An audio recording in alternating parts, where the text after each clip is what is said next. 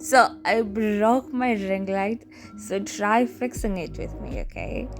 So yeah, this was a very heartbreaking day for me, but thank God for my boyfriend. He was there. He offered the solution. So we're going to fix it, and we're going to fix it using silicone. Okay, this was his idea. So this is the silicone we're using. So silicone can be used in various ways. You can go and do a little research on silicone. So this is us applying, basically him applying silicone on the ring light. So yeah, and make sure you oil the surface that you're going to be working on, because silicone is it's kind of hard to remove.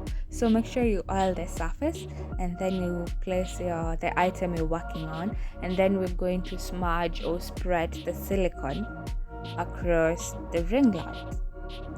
It's not dangerous, but make sure you do not ingest it. Okay, these are the precautions. So he started applying it on the sides of the ring light to make sure that it was evenly coated, so that the ring light, the top thingy, the top thing can the top thingy can stick. Okay, I do not know the name, but I do love my ring light, and I was so heartbroken because I love creating content.